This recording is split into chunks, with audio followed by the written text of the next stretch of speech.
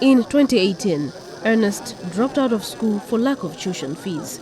He was in Form 2 at that time, not educated enough to seek employment. Upon dropping out of school, many end up lazing around with nothing to show in life. Ernest detested his idea and wanted to make a difference to his life and that of his community.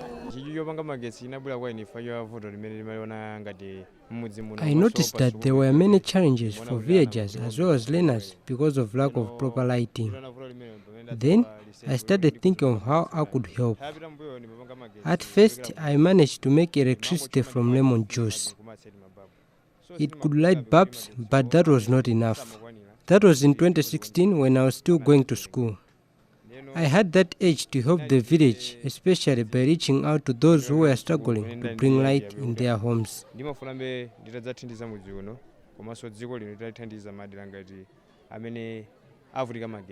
Ernest was no stranger to electronics. His father, Andrea Chunguo, recalls that the interest started when he was very young. Ernest would dismantle everything within reach, including a radio the father bought back in the days. After dropping out, he briefly vanished into a forest and returned with his idea, which initially looked queer.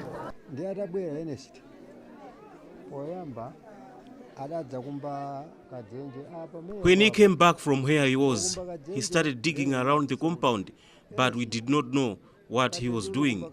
We asked him what that was. He just said, "We will see what he was about to do."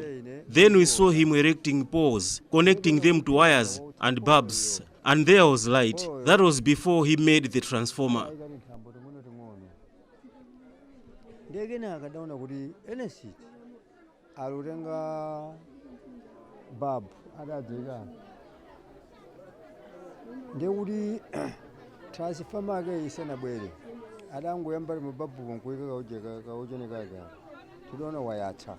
For Ernest, his vanishing to the forest was more of research on his innovation.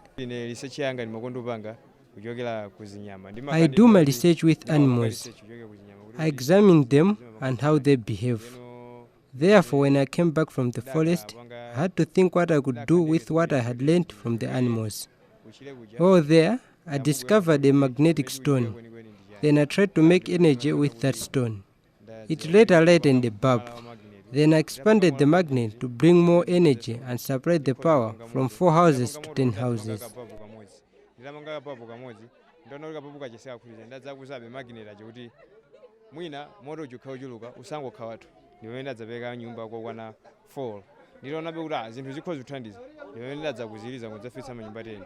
Ernest says he makes his electricity from air, magnet and water.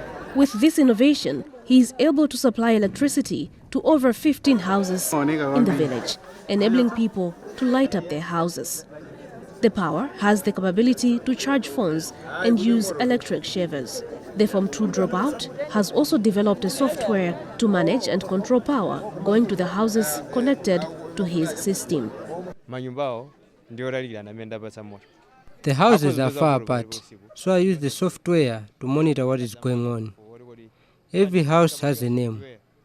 If there's a problem or a fault in these houses, I'm notified on my phone using the software. If power is cut or there's a fault, I know and fix it.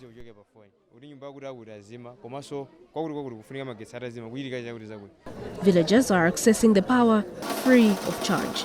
His innovation has lightened up the village and made life easier. Previously, we were struggling to find batteries.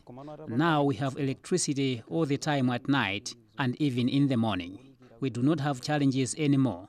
If this is scaled up, we will start to think now on how we can improve our lives using this power.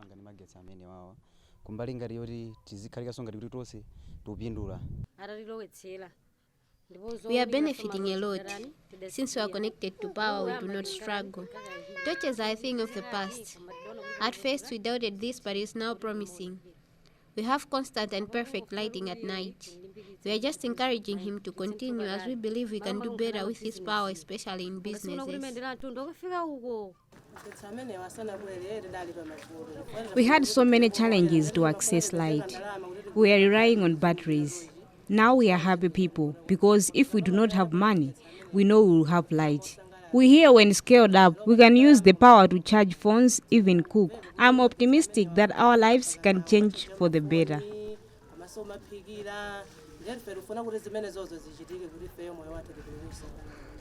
The power generated from Ernest's innovation is not only benefiting his village. The surrounding community has also tapped in.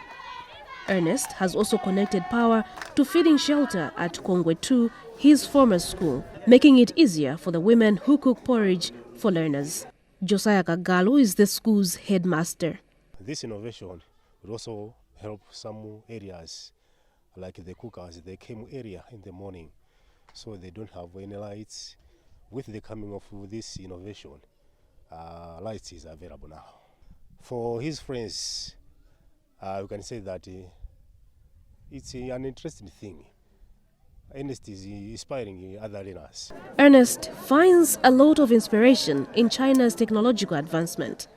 He says Malawi needs to invest in technology in order to attain sustainable development. He hopes to come up with other innovative solutions, but is not keen to go back to school, at least for now. I can go back to school, yes, but my main interest is to have ideas, think and implement. When it comes to school, it's still science for me. However, I have issues with it because we are taught what others already did. We just memorize from the first page to the last, and when we finish, we start all over again. I do not like that. I want to think and implement. Start it on my own. When it is successful, I bring it out. If I fail, I try it again. Ernest's position on school is perhaps informed by reminders of how he toiled. His mother, Evelyn, is praying for him to find more and tangible support on his innovation.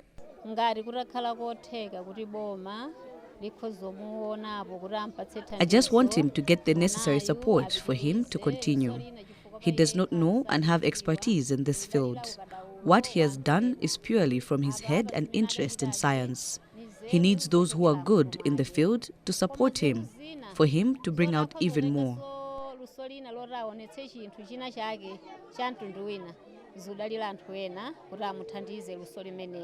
Ernest has raised the profile of one remote Chingwo village in Dowa. His captivating story is trending on social media, with some applauding the young man for the innovation and called on energy experts to support and strategize on how such local initiatives can be replicated safely. Gift Kadzamira is the Director General of National Council for Science and Technology. These are the issues that as NCST as well as the government we need to embrace and promote and support, because as you can see, this is a remote area. You don't have power coming from the grid. So if you have such minds innovating like that, those are the issues that we need to promote. And as an NCST, we are always promoting grassroots innovators. You know, in as much as we are also promoting maybe innovators or researchers in the universities, but these are key, you know, because they don't have anyone to push them. Currently, only 12% of Malawi's population have access to electricity, and the majority of them are from the urban areas. Malawi produces over 400 kilovolts of electricity. It is promising that if Ernest's dream of taking town life to village materializes, more people in rural areas will live an improved life. However, one thing is certain: the 18-year-old needs more support from relevant stakeholders to ensure its safety, replicate the innovation, and make it sustainable in order to reach more rural communities. Beatrice Mwape for Beyond the Headlines.